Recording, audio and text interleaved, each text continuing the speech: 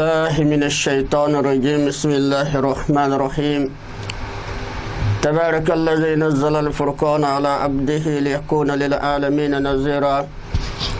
الذي له ملك السماوات والأرض ولم يتخذ ولدا ولم يكن له شريك في الملك وخلق كل شيء فقدره تقديرا.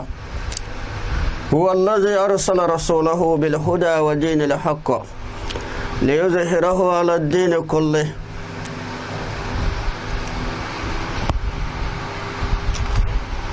أشهد أن لا إله إلا الله وحده لا شريك له وأشهد أن محمدا عبده ورسوله صلى الله عليه وسلم وعلى آله وصحابته والتابعين لهم بالإحسان إلى يوم الدين. سبحانك لا علم لنا إلا ما علمتنا إنك أنت العليم الحكيم. ربي اشرح لي صدري ويسر لي أمري واحلل عقدة من لساني يفقهوا قولي. Béni soit celui qui a fait descendre le livre de discernement sur son serviteur Mohammed. Paix et salut d'Allah sur lui afin qu'il soit un avertisseur à l'univers.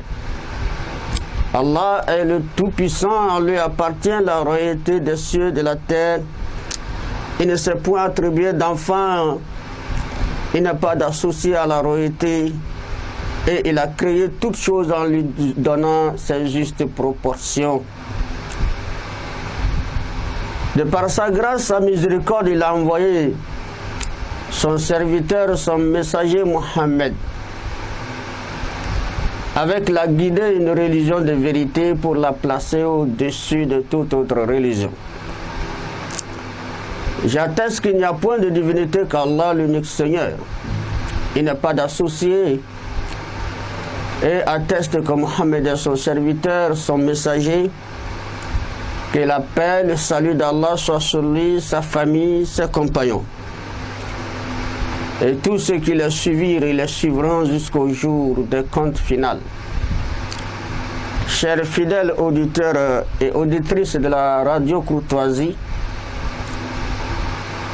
nous rendons grâce à Allah pour nous avoir accordé la facilité de nous retrouver ce soir dans ce studio Radio Courtoisie pour vous tenir compagnie dans cette tranche dimension éveillée de la conscience musulmane.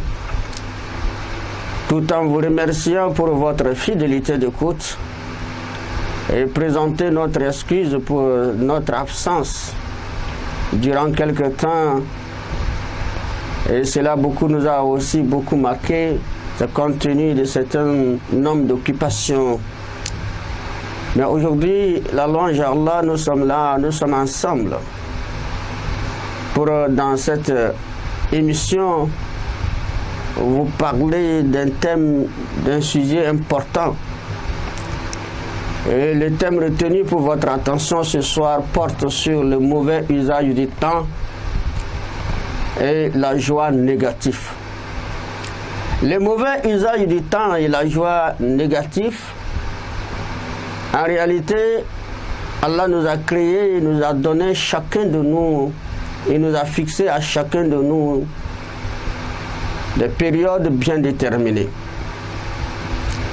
Dieu n'a pas fait de nous les gens qui vont naître et vivre dans les mêmes âges. Nous naissons avant les autres, nous mourons avant les autres, etc. Et quand on remarque un peu la catégorie des enfants, les enfants à partir de l'âge, avant l'âge de la puberté, les enfants sont toujours en joie. Les enfants jouissent vraiment de joie, ce qui concerne les angoisses, la tristesse, le stress, etc., qui envahit parfois les adultes, ne les concerne pas. Leurs problèmes seulement, c'est lorsqu'ils ont la santé, ils ont de quoi manger, mettre dans leur ventre, c'est fini, ils sont en joie, ils jouent. Tandis que ceux qui ont quitté ces âges-là, atteindre l'âge de responsabilité, alors ils sont envahis par leurs ambitions. Et ces ambitions aussi, étant donné que la plupart de nos ambitions, il n'est pas facile de les atteindre. Alors cela nous provoque parfois certains soucis. Et d'autres fois, les soucis eux-mêmes viennent nous trouver par certains problèmes, par certaines épreuves. Et nous nous trouvons parfois dans les situations critiques intérieurement. Et des fois, nous-mêmes, nous sentons la douleur intérieure et nous ne les exprimons pas. Et d'autres fois, nous les exprimons et les gens se rendent compte que nous sommes en problème. Alors, si nous regardons les faces des choses, on se dirait que quand les âges avancent, c'est ainsi que la situation aussi concernant la vie critique de l'homme avance. Ça, il n'y a pas de nul doute. Allah n'a pas créé cette terre comme un lieu de jouissance.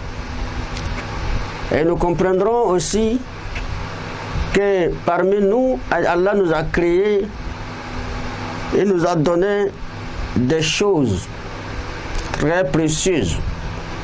Et parmi ces choses-là, c'est la vie. La vie et le temps qu'il nous a donné pour vivre cette terre. Il nous a donné la vie et il nous a donné le temps. Il a donné parmi nous certains le temps de vivre cette planète Terre. Et le temps qu'il nous a procuré, bon nombre de créatures humaines n'ont pas eu la chance d'atteindre ces âges-là. Il y a parmi nous ceux qui meurent tôt. Il y a parmi nous ceux qui avancent en âge, atteignent en âge des ambitions et ils meurent. Il y a d'autres qui avancent à des âges les plus vils, si bien qu'ils arrivent à l'âge même qu'ils perdent connaissance. Tout cela, Allah nous a expliqué ça comme étant des leçons ou des moyens que nous allons attirer comme leçons pour méditer sur sa création, sur la manière qu'il gère notre vie sur la terre. C'est pourquoi il y a les moments qu'il faut nécessairement s'éclater de la joie. Il y a les moments aussi, il ne faut pas considérer ces moments comme les moments de joie. Allah a donné certains la vie d'avancer, une période bien longue, d'autres courtes périodes. C'est pourquoi il nous pose la question et il nous explique encore son omnipotence dans le Coran, à la sourate 22 plutôt, verset 5, où il dit Ya ayyuhannas in kuntum fi raybin min al-ba's fa inna khalaqnakum min turab summa min nutfatin summa min alaqatin summa min mudghatin mukhallaqatin wa ghayri mukhallaqatin linubayyina lakum wa nuqirru fil arhami ma nasha'u ila ajalin musamma summa nukhrijukum tifla summa litablughu ashuddakum wa minkum man yutawaffa wa minkum man yuraddu ila arzalil umri likay la ya'lamu min ba'di ilmin shay'a. Allah dit, ô homme, en nous appelant nous tous les fils d'Adam et nous posant la question, si vous doutez de la résurrection, c'est nous qui vous avons créé de terre. Pourquoi Allah nous dit si vous doutez? Il y en a parmi nous, les humains, qui ne croient pas en Dieu en plus forte raison de sa création, en plus forte raison de la mort et de la résurrection. Nous croyons à la mort, mais la résurrection, on n'en croit pas. Et parmi nous, Allah a voulu certains, les guidants, qui croient qu'il est le Créateur et ils ont la connaissance et bien informés sur la première partie de la création de l'homme et ce qui a suivi. Et ce qui est la première partie de la création de l'homme, c'est notre ancêtre Adam. Inna khalaqnakum min turab, nous vous avons créé de terre. Votre premier ancêtre, votre ancêtre Adam fut créé de la terre.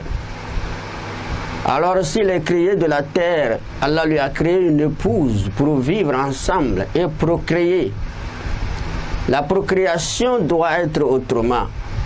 Allah a voulu que la procréation à travers Adam, pour peupler le monde avec les humains, doit être autrement. Et ce autrement, il a fait encore que tout ce qui doit s'en suivre pour en faire des hommes doit toujours provenir de la terre.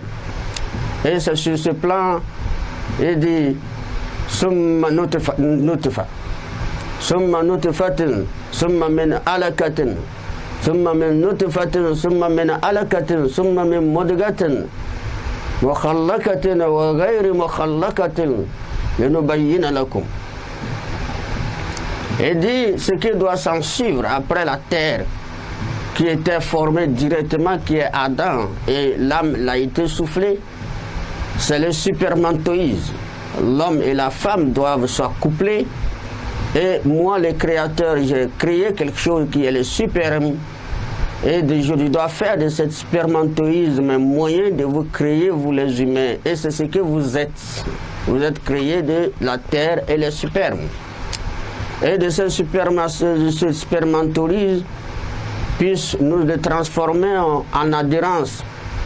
Et de l'adhérence, nous transformons l'adhérence en embryon pour vous montrer notre omnipotence. Parce que nous le formons normalement bien informe pour vous montrer notre omnipotence. Et nous introduisons dans la matrice ce que nous voulons à un terme fixé. C'est-à-dire, s'il veut que cet spermatozoïde devienne de l'adhérence, et de l'adhérence à l'étape de l'embryon jusqu'à former l'homme complet, que l'âme le soit soufflée, Allah dit, c'est lui qui introduit cela dans le ventre de vos mères, et il a un terme fixé, c'est-à-dire il donne la période aussi que cette âme-là, ce corps avec cette âme qui vit dans le ventre, Allah le fixe une période. C'est 6 mois, c'est 7 mois, c'est 9 mois, c'est 12 mois, c'est 2 ans, c'est 5 ans s'il veut. Le bébé va passer dans le ventre de sa mère à ce terme qu'Allah lui a fixé.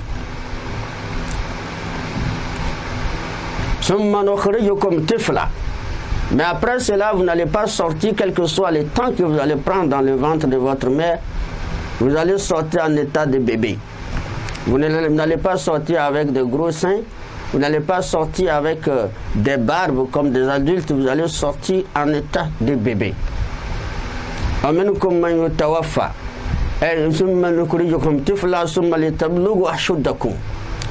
Et vous sortirez en état de bébé et pour atteindre votre maturité.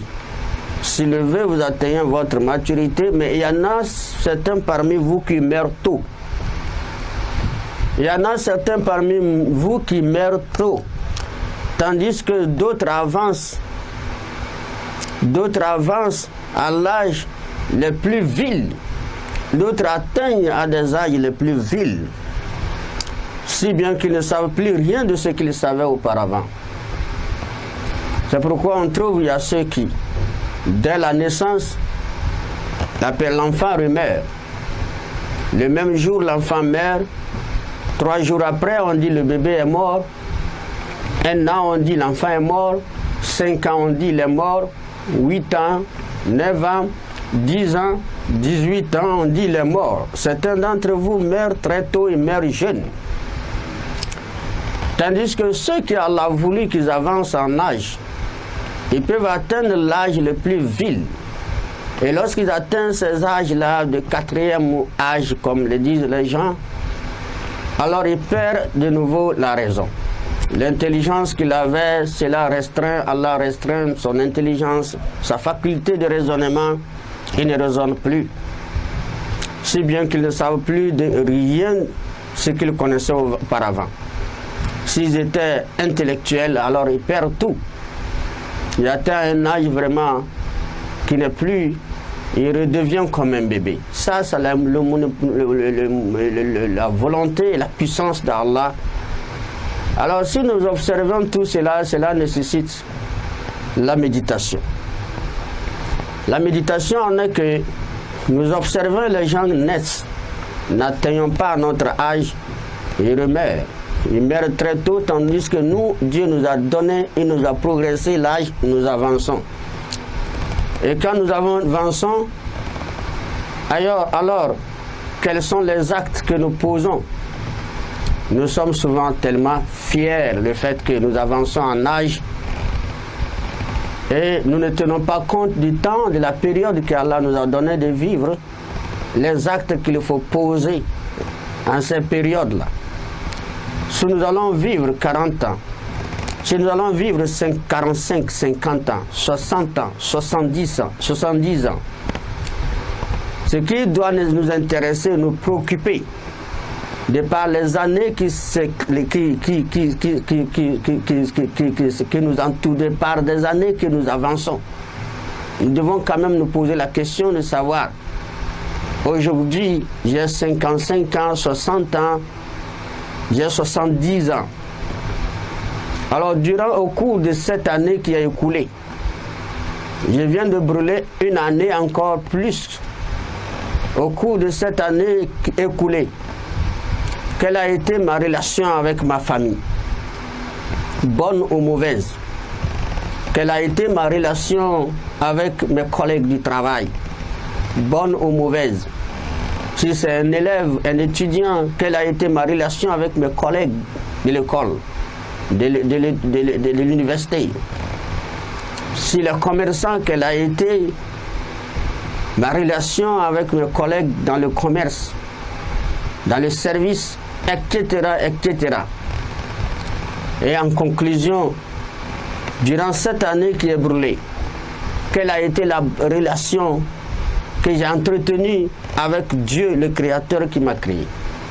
Je crois que c'est ça qui devait être la préoccupation première des personnes conscientes et qui méditent sur l'avancée des âges. Parce que sans nul doute que nous avançons en âge à travers ce que Dieu a créé, des temps que Dieu a créés, les heures, les minutes, les heures, la nuit et le jour. C'est pourquoi Allah a dit, si vous vivez sur cette terre, vous devez penser à quelque chose. Quel est le but de votre existence? Quel est votre rôle sur la terre? Alors si vous ne savez pas, Allah vous pose la question de savoir. أفحسبتم أنما خلقناكم عبثا وأنكم إلينا لا ترجعون. Croyez-vous que nous vous avons créé sans obligation à accomplir sur la terre? Croyez-vous que nous vous avons créé sans obligation sur la terre? Croyez-vous que dans votre vie, vous n'allez pas faire un retour vers nous? Et ce retour ne serait que le compte à rendre des actes que vous allez poser, ne savez-vous pas? Vous ne savez pas. Mais Allah nous a donné le temps de vivre à travers la nuit et le jour, qui est une rotation, qui a de rotation entre eux. Et c'est ainsi que Allah nous affirme que c'est une grâce d'Allah suivie de preuves lorsque nous avançons en âge. ومن رحمته جعل لكم الليل والنهار لتسكنوا فيه ولتبتغوا من فضله ولعلكم تشكرون. ومن رحمته جعل لكم الليل والنهار. Allah dit de par sa signe, de par sa miséricorde, il vous a signé la nuit et le jour. De par sa miséricorde, il vous a signé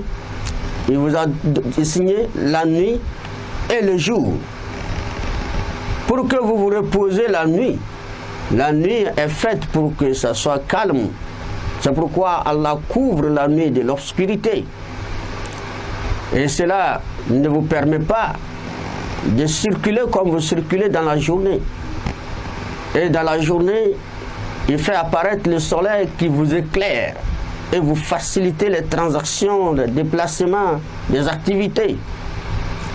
Et vous vaquez à vos occupations pour en chercher de sa grâce, de quoi vous nourrir. Allah dit qu'il a fait cela, la'allakum tashkurun, afin que vous soyez reconnaissants au nom des ingrats.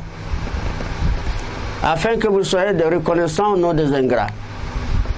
Et cette reconnaissance doit s'expliquer par d'abord le fait de se poser la question, de savoir, lorsqu'on se retrouve la nuit, par exemple, la nuit nous couvre et que la journée n'apparaît plus, quel serait notre état? S'il arrivait que la nuit nous couvrait et qu'on reste là, les heures ne bougent plus et la journée n'apparaît plus, nous serons effrayés. C'est ainsi que s'il arrivait que le jour apparaît et on est là, la journée est devenue éternelle, ça ne bouge pas, le soleil ne bouge pas, la nuit ne parvient pas, quel sera notre état? Ce serait effrayant. C'est pourquoi Allah dit, c'est sa miséricorde qui l'a fait, qu'il y a toujours cette rotation permanente, vous facilitant le repos et vous facilitant les activités, les transactions au cours de la journée, dont il a fait du soleil les moyens pour vous éclairer. Alors dans ce contexte, le prophète sallallahu alayhi wa sallam, il nous a pourtant avertis, tout en nous informant des avertissements et des appels de la journée que l'homme lui n'entend pas. Le prophète sallallahu alayhi wa sallam, paix et salut d'Allah sur lui, il nous dit, à chaque fois que l'aube arrive, Allah ordonne à la journée de parler à l'homme. Allah ordonne à la journée de parler à l'homme. La journée lui dit, ô fils d'Adam, je suis la nouvelle créature qu'Allah m'a envoyée de témoigner sur tes travaux. Efforce-toi donc d'accomplir des bonnes œuvres avec moi. Sinon, tu ne me verras plus que le jour de la résurrection. Mais le prophète a précisé en disant que quand la journée nous parle, l'homme n'entend pas.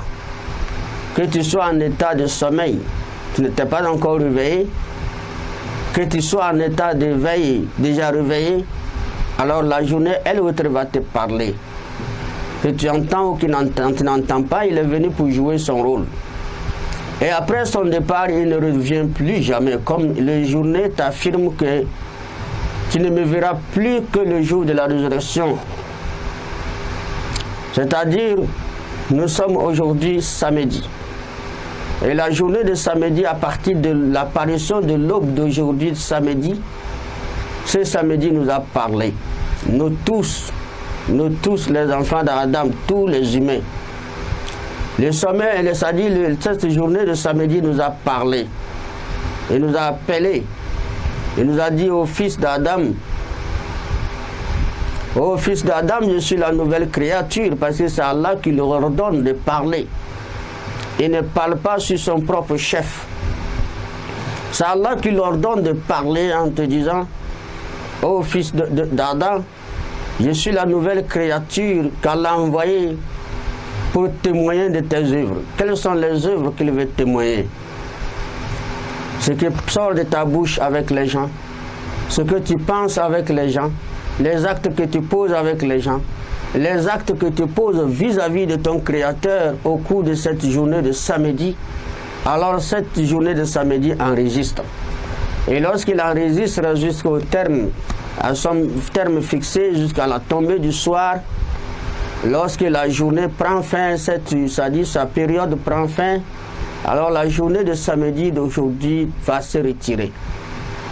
Et lorsque cette journée de samedi d'aujourd'hui se retire, tout comme la journée de samedi passé s'est déjà retirée, donc la journée de samedi passé n'a rien à commun avec la journée de samedi d'aujourd'hui.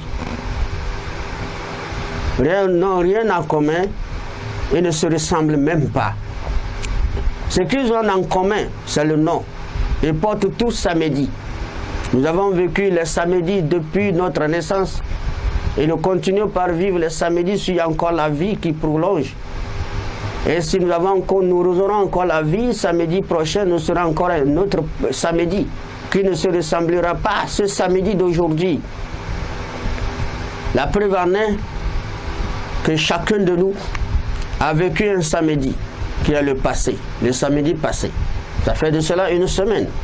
Mais la situation qu'il a vécue, où il s'est déplacé aller, les actes qu'il a posés ce jour diffèrent des actes qu'il a posés aujourd'hui. C'est ce qui fait la différence même des samedis. Ça veut dire que les samedis se diffèrent, mais ne se ressemblent que par le nom. On les a attribués tous le nom samedi, mais ces journées ne se ressemblent pas. C'est ainsi que les années ne se ressemblent pas. Les mois qui viennent, ils peuvent avoir des noms en commun, tels que janvier de l'année passée et janvier de cette année. Février de l'année passée, février n'ont rien en commun que le nom. Mais ils ont leur statut, leur nature différente. Et chaque mois se retire et ne revient plus. Et chaque journée se retire et ne revient plus. Et chaque minute se retire et ne revient plus. Chaque heure se retire et ne revient plus. C'est ainsi que lorsque les années se retirent, ces années ne reviennent plus. Alors, les heures qui nous restent à vivre, que ce soit d'aujourd'hui, de demain, les jours qui nous restent à vivre, les mois qui nous restent à vivre et les années qui nous restent à vivre. Alors, ce qui nous est réservé par notre Seigneur, personne d'entre nous n'en sait rien. Personne d'entre nous ne peut affirmer que demain, c'est ceci, après-demain, c'est cela, ou le mois prochain, je serai cela, ou l'année prochaine, je serai cela. Personne ne sait absolument rien. C'est ainsi que la mort, elle est là, elle nous regarde, qui a fixé les yeux sur nous, qui nous regarde, n'attend que l'ordre pour retirer notre âme. Nous ne savons pas cette mort, c'est quand elle va nous parvenir, c'est quand cette mort va nous rendre visite. Nous tous nous circulons, nous ne savons absolument rien. C'est pourquoi Allah nous dit وَمَا تَدْرِي نَفْسٌ مَاذَا تَكْسِبُ غَدًا وَمَا تَدْرِي نَفْسٌ بِأَيِّ أَرْضٍ تَمُوتُ. Allah dit aucune âme ne sait ce qu'il arrivera demain. Aucune. Et aucune âme ne sait ce qu'il arrivera demain. Et c'est ainsi qu'aucune âme ne sait sur quelle terre ou quelle période elle doit mourir. Allah nous a caché cette connaissance juste pour nous éprouver. Alors si Allah nous a caché cette connaissance pour nous éprouver, c'est compte tenu de quoi? De certaines réalités que nous vivons souvent et nous ne rendons pas compte. Allah a voulu que notre vie sur terre soit une vie de leçons à chaque situation, que nous en tirons des leçons. Et on ne peut pas tirer des leçons par une situation que nous observons ou que nous ne nous observons pas sans ce qu'on appelle la méditation. Allah a dit أَوَلَا يَرَوْنَ أَنَّهُمْ يُفْتَنُونَ فِي كُلِّ عَامٍ مرة أو مرتين ثم لا يتوبون ولا هم يذكرون. أولا يرون أنهم يفتنون في كل عام مرة أو مرتين ثم لا يتوبون ولا هم يذكرون. Allah nous dit, ne voit-il pas? Il s'agit de ceux qui ne réfléchissent pas.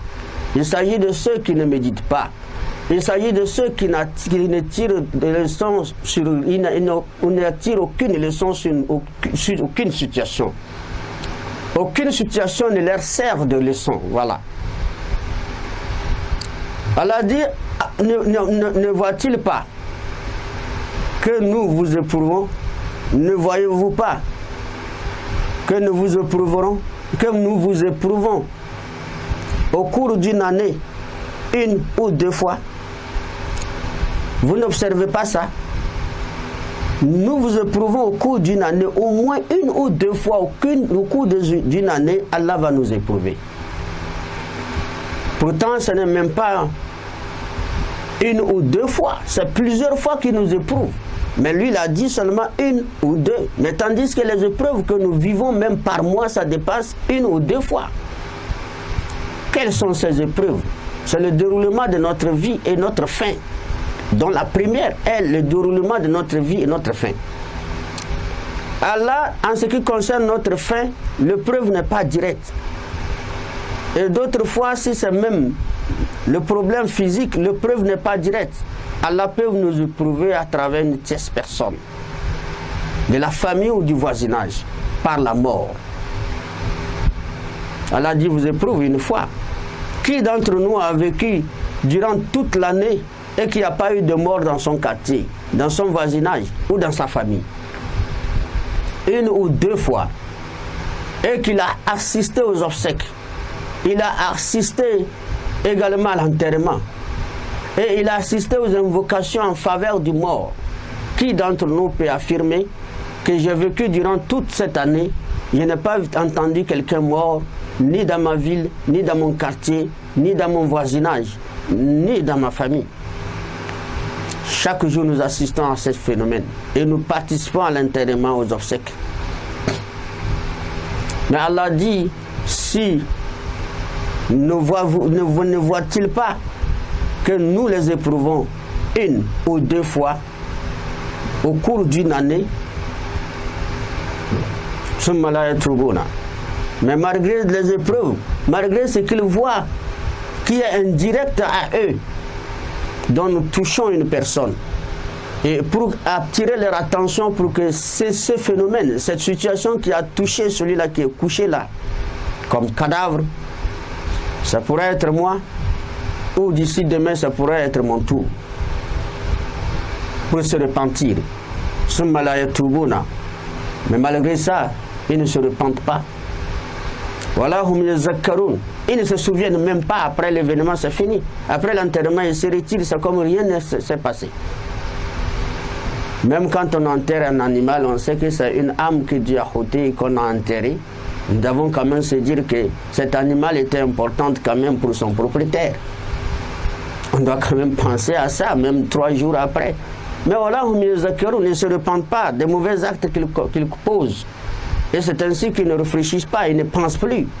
Ils ne pensent plus et ils ne se souviennent pas de Dieu. Ils ne se souviennent pas que c'est l'acte-là posé par Dieu pour m'éprouver. C'est ainsi, la situation nous arrive indirectement. C'est une preuve qu'Allah nous éprouve. Nous avons des frères, des amis, les membres de notre famille, que nous vivons avec eux, sans maladie, et juste à la sortie de la personne. La personne sort, nous nous rencontrons aussi, les amis, c'est des frères, nous discutons entre nous. On se dit, ok, on va se voir demain, on va en terminer. Et on se fixe parfois des heures. On se dit, demain matin, nous allons nous retrouver. Nous allons parler, nous allons conclure. Et à quelle heure? L'autre dit 6 heures. Et on se convient à se retrouver 6 heures demain matin. Et à 4 heures ou à 5 heures du matin, on nous annonce que la personne n'est plus.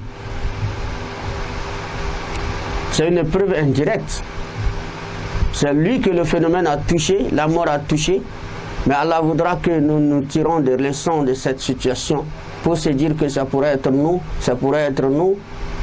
ou d'ici demain, ça peut être notre tour. Et ainsi pour se repentir de nos mauvaises actions. C'est pourquoi lorsque l'année s'écoule, en principe, lorsque l'année s'écoule, et que nous avons eu la chance de vivre 30 ans de vie, 35 ans, 40 ans de vie, et que maintenant on a 41e année, nous sommes atteints 45e année, l'année passée c'était 44. Ce qu'il faut faire, c'est quoi? Je suis aujourd'hui, c'est la date de ma naissance, ça me fait aujourd'hui 45 ans, un an de plus. Un an de plus, c'est un moyen de jouir, d'être fier.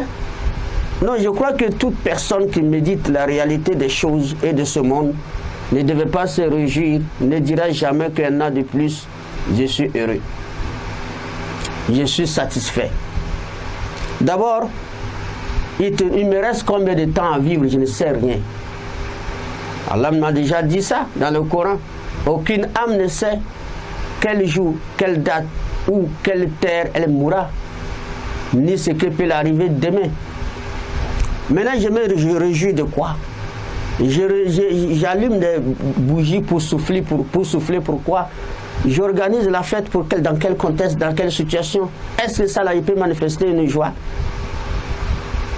Il se fait qu'il me reste 3 jours à quitter cette terre. Ça veut dire que je suis avancé vers la mort. J'avance vers la mort.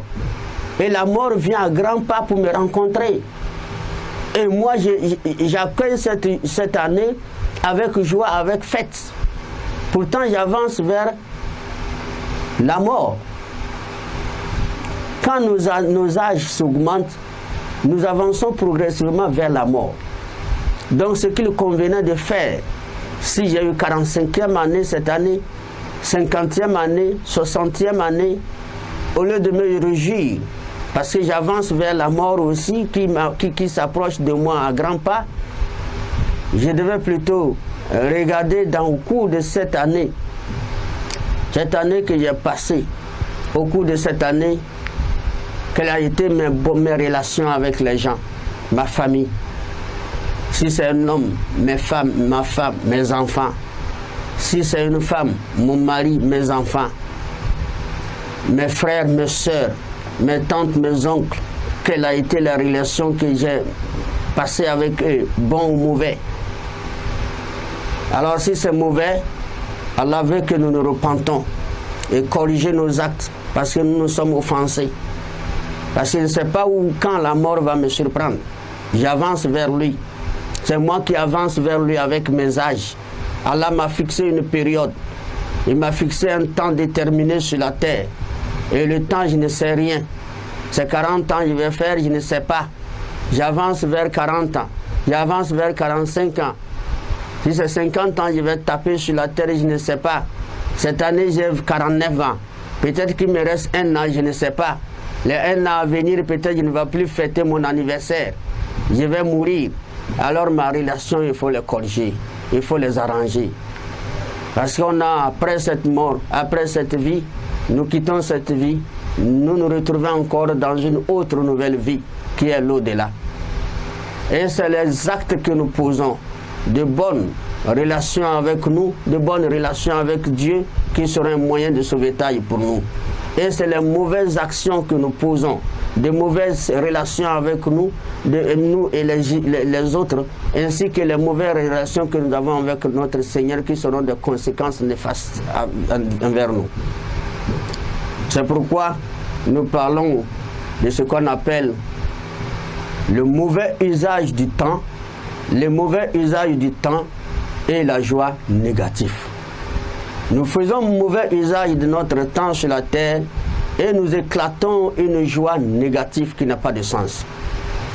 Et Allah nous appelle à la conscience et nous dit I'lamu annama al-hayat ad-dunya laybu wa lawhu wa zinatu wa tafakhurun baynakum wa takasurun fil amwali wal awlad kamathali ghaysin أعجب الكفار نبعته ثم يحيج فتراه مصفرا ثم يكون هتاما وفي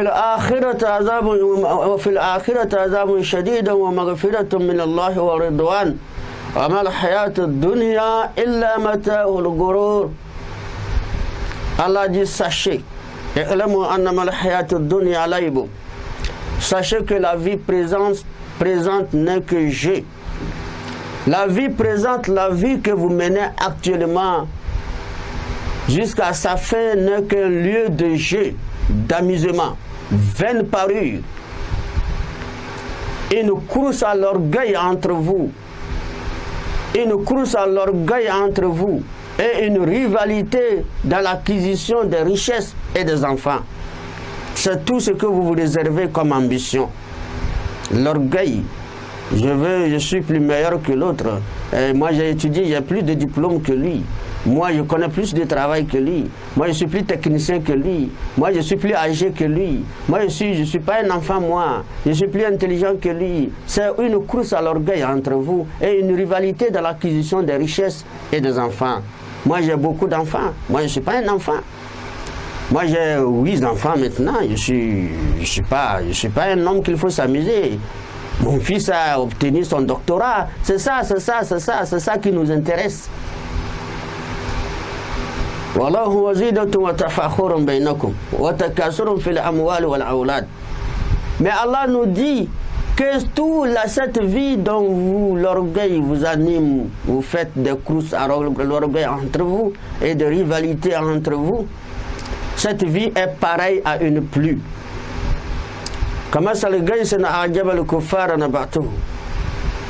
Cette vie est pareille à une pluie dont la végétation émerveille les cultivateurs. Puis, elle se fane.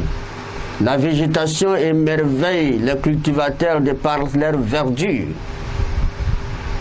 Allah dit, la pluie tombe. Quand la pluie tombe, il fait que des plantes poussent. Et les cultivateurs voient les petites plantes pousser avec l'avancée de pluie. La saison est sonnée, il faut entretenir les champs, il faut sarcler, il faut semer les grains. Les grains vont pousser. Quand les grains poussent, ça grandit, que ce soit le maïs, que ce soit le mil, que ce soit le sorgho, tout ce que nous avons semé, alors ça pousse en végétation, en verdure. Ça arrive à une étape donnée où nous venons observer notre champ et ça nous émerveille. Nous sommes contents de voir la verdure de notre champ. On s'est dit que très bien, mon champ, ça va bien produire cette année. Ça émerveille les cultivateurs. C'est ainsi que vous voyez aussi les verdures des herbes, des plantes, de diverses plantes. Et nous voyons la nature est jolie par sa verdure. Et à un moment donné, Allah fait, si Allah le veut, avec l'avancée de temps de cette période de pluie, il doit avoir un terme pour la pluie. Et lorsque le terme prend fin, la pluie s'arrête, alors Allah dit, ça va jaunir. Or, s'il arrive que le terme de fin de la pluie n'est pas arrivé, juste une épreuve, alors une absence de pluie, ou on appelle le retard de pluie, alors vous voyez, cette verdure doit jaunir. Ça va commencer par jaunir. Et lorsque ça jaunit, et puis ça se fane. Ça va faner. Nous voyons maintenant quand je sors encore. Ça fait quelques jours, il n'est pas plu. La plante doit faner. Quand nous sortons, nous voyons notre champ, ce n'est pas merveilleux encore. Parce que la pluie s'est arrêtée. Et quand la pluie s'arrête, ça ne nous émerveille plus. On s'inquiète maintenant de notre maïs, on s'inquiète de nos milles, on s'inquiète de notre sorgho, on s'inquiète de l'arachide que nous avons semé, du riz que nous avons semé qui se fane. Et si la pluie ne tombe pas, ça devient des débris. Ça devient des débris. Allah a dit, si nous ne le voulons pas, quand la pluie s'arrête définitivement, ça devient des débris, ça veut dire que ça va tomber, ça va faner, ça ne serait plus de plantes. Ça ne produira absolument rien, ça devient des débris, ça meurt. C'est la mort des plantes lorsqu'il n'y a pas totalement la pluie. Comme la saison sèche que nous observons. Les tiges seulement couchées, les tiges seulement posées. Les arbres se sèchent parce qu'il n'y a pas de pluie en saison sèche. C'est ce que voudra Allah attirer notre attention sur ce parabole. Et cela s'explique parce que les savants ont dit, ça s'applique à nous, de par notre naissance. Et quand nous grandissons, commençons par atteindre à un âge donné de jeunesse. Si c'est une jeune fille, elle commence par sortir la poitrine, elle commence par sortir le derrière, et ça émerveille sa mère. Son père est content, sa fille est grandie. Si c'est un jeune homme, il commence par grandir, il est arrivé à un âge donné, il commence par porter de gros pantalons, de grosses ceintures, de grosses chaussures. Alors il commence par être élégant, ça émerveille son père. Pourquoi? Parce que c'est la jeunesse, la pluie de la jeunesse qui pleut sur cet enfant. La pluie de la jeunesse et la santé pleut sur cet enfant, ce garçon, sur sa fille. Ça doit émerveiller ses parents. Parce qu'ils ont créé, ils ont mis un enfant au monde, ils l'ont élevé, il est en train de grandir, il atteint l'âge où c'est merveilleux de le voir. Il devient élégant, il devient costaud, elle devient grande, elle devient costaud. Elle marche, elle sort, elle émerveille tous les jeunes du quartier, de la rue. Et lui aussi marche dans la rue, il émerveille les jeunes filles qui le regardent lorsque cette pluie de jeunesse continue par pleuvoir sur lui. Mais sachons que lorsque cette pluie de jeunesse continue par pleuvoir sur nous, il y a un moment donné, cette pluie-là va cesser. Et cette pluie cesse maintenant, c'est quoi? Nous commençons par jeûner. Ça peut être maladie qui intervient et cette pluie de santé s'arrête et la maladie intervient et nous commençons par jeûner. Perdre notre poids, perdre notre sens, perdre notre forme, perdre notre beauté, que ce soit côté homme, côté femme. Ou c'est les âges, de par âge que nous avançons, comme nos parents et le père qui est assis actuellement ou la mère qui est assise actuellement, elle est fanée. Elle est déjà jaunie, de par elle a jauni. Aucun garçon, si elle était jeune fille, comment les garçons couraient, elle arrive à un âge où elle a jauni, aucun garçon ne la regarde. Et quand elle se fane, personne ne la regarde. Le vieux ne fait que la regarder et ils ne font que causer une causerie de compassion, mais pas causerie de l'amour sentimental que nous connaissons, mais de compassion.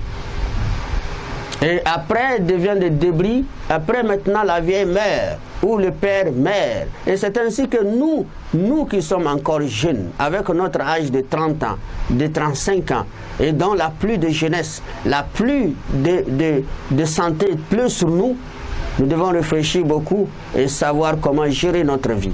Et comment gérer cette vie, c'est ce conseil que le prophète sallallahu alayhi wa sallam, il nous prodigue en nous disant, alors, préserve 5 choses avant 5 choses.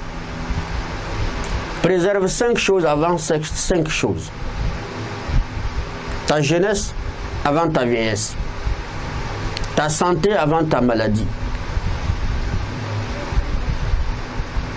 Ta noblesse avant ta bassesse. Ta richesse avant ta pauvreté. Ta vie avant ta mort. Il faut préserver les 5 choses qui concernent la pluie avant que l'arrêt de la pluie ne t'arrive. Préserve ta jeunesse parce que tu es en période de la pluie de jeunesse qui tombe sur toi. Avant que cette pluie ne s'arrête et que la vieillesse te frappe. Ça veut dire que dans ta jeunesse, dans ton parcours, si Dieu te donne longue vie, avancer en âge, tu vis dans la jeunesse, sans nul doute, tu vas quitter cette jeunesse. Et pendant cette jeunesse, quels sont les actes que tu as posés? Aucun bilan. Aucun bilan d'en savoir, chaque année qui s'écoule, quels sont les actes, quelles sont mes relations avec les gens, de bonnes ou de mauvaises, avec mon Seigneur, de bonnes et de mauvaises. J'avance en âge. Notre préoccupation, c'est de souffler les bougies. C'est d'organiser les fêtes. C'est de couper des gâteaux. C'est la distribution, c'est-à-dire c'est recevoir des cadeaux de nos amis. Les mêmes amis que peut-être nous avons blessés même au cours de l'année, que c'est eux qui nous ont pardonné. Ils viennent encore nous donner des cadeaux, nous sommes contents. On accumule des péchés, on accumule des dégâts. On continue en âge avec des dégâts jusqu'à ce qu'on devienne des débris. Soit avant les débris, la mort nous frappe avant cette jeunesse. Et c'est pourquoi le prophète sallam a dit, alors préserve ta jeunesse avant que la vieillesse ne t'atteigne. Sache que tu le veux ou tu ne le veux pas, si Allah te prolonge la vie, la jeunesse va te quitter. C'est la vieillesse qui va t'atteindre. Et tu ne pourrais plus souffler les bougies.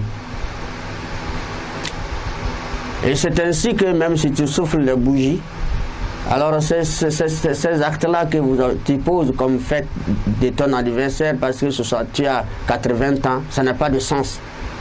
Tu as beaucoup blessé les gens pendant 80 ans, tu n'as rien fait de bon. Tu n'as rien fait de bon vis-à-vis de ton Seigneur. Tu n'as fait qu'offenser ton Seigneur. Ça n'a pas de sens. Cherche plutôt à te repentir, à te souvenir de ce que tu as fait durant des années écoulées.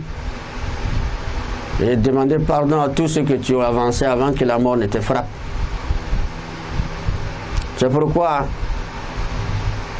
Allah dit à la fin de ce verset que la vie dans l'au-delà est un châtiment douloureux. Dans l'au-delà, il y a un châtiment douloureux pour ceux qui ont passé beaucoup d'années sans bonne relation avec les gens qu'ils ont entretenus d'amitié, avec leur famille, avec leurs collègues, sans bonne relation avec leur Seigneur. Alors il y a un dur châtiment. Et aussi pardon pour ceux-là qui se préoccupent vraiment des actes qu'ils ont posés le passé, se repentir et se réformer et demander pardon à Dieu ou à ceux qu'ils ont offensés au cours d'une année.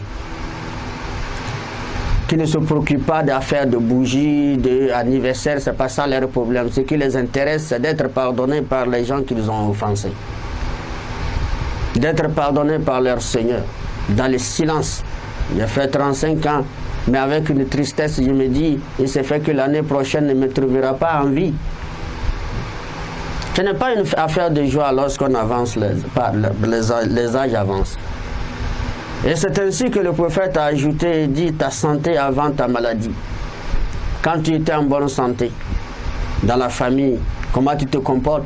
Et quand tu tomberas malade, qui viendra à ton chevet, avec la bouillie, avec la cuillère, pour te demander pardon, au moins de prendre quelques cuillères pour pouvoir survivre. C'est la même personne que tu as insulté sorcière. C'est la même personne que tu as dénigré dans la famille. C'est la même personne que tu as... C'est la même personne. Ce sont eux qui seront à ton chevet. Quand tu serais malade, posé sur le lit de maladie, même simple produit comprimé, tu ne peux pas porter vers ta bouche. Tu deviens un bébé qu'on va soulever, on va te dire au moins bois un peu, bois là, bois. Subhanallah. Ce sont ces gens-là. C'est pourquoi il faut tenir compte de ta santé avant que la maladie ne t'atteigne. Et le prophète a dit ta noblesse avant ta richesse, avant ta bassesse. Alors tu es quitté, tu n'étais rien, tu as étudié. Ou tu n'as pas étudié, quand même Dieu t'a accordé un privilège parmi les gens, il t'a choisi, tu es chef. Tu n'étais pas chef. Tu es directeur, tu n'étais pas directeur. Tu es ministre, tu ne l'étais pas. Tu es député, tu ne l'étais pas. Mais sache que tu es arrivé à un moment où on parle de la noblesse. Tu jouis d'une qualité de noblesse qui te distingue des autres personnes. Alors il faut savoir vivre ça, il faut savoir faire usage de cette noblesse. Avant que le jour que tu perdras ce poste-là. Sans nul doute qu'il y a ceux qui Dieu leur octroie également un certain privilège, une certaine responsabilité et qu'ils ont la chance d'en terminer là. Mais il y a d'autres qui quittent la situation les quitte avant ce jour. Alors quand tu étais dans cette situation de grande responsabilité, quelle a été ta relation avec les gens avant que la noblesse, avant que cette bassesse vienne te trouver? Quand tu te retrouves maintenant dans la bassesse, tu n'es plus chef, tu n'es plus directeur, tu n'es plus député, tu n'es plus ceci, tu n'es plus ministre. Et si tu avais offensé les gens, si tu avais craché sur les gens, si tu avais mal agi avec les gens, quel serait ton état? Tu deviendras un rat, tu ne serais pas public, tu vas te cacher par de la honte. Préserve ta noblesse avant ta bassesse. Ainsi que ta richesse avant ta pauvreté. Il y a ce que Dieu donne. Il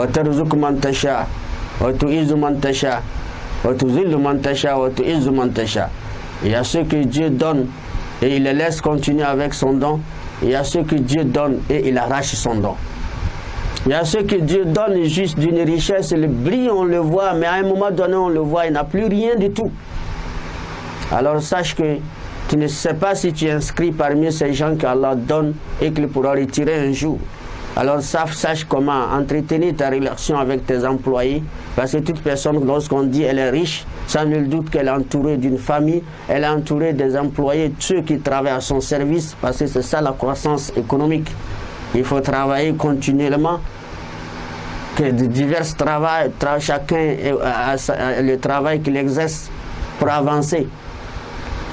Donc vous voyez, c'est dans ce contexte qu'il faut tenir compte avant que la pauvreté ne te frappe et que tu te retrouves sans rien alors que tu as blessé les ouvriers entre-temps, tes employés entre-temps, ta famille, tu les as regardés comme des chiens et maintenant tu n'as plus rien. Quel serait ton état? Ta vie avant ta mort. Qu'Allah nous préserve. Nous sommes à la fin de cette émission. Nous avons fini notre thème, portez-vous bien. Nous sommes dans l'éveil de la conscience musulmane. On se retrouve, Inch'Allah, samedi prochain. Portez-vous, qu'Allah nous agrée, qu'il nous pardonne. Assalamu alaikum wa rahmatullahi wa barakatuh. Au nom de Dieu, le très miséricordieux, le très miséricordieux. Éveil de la conscience musulmane. Éveil de la conscience musulmane.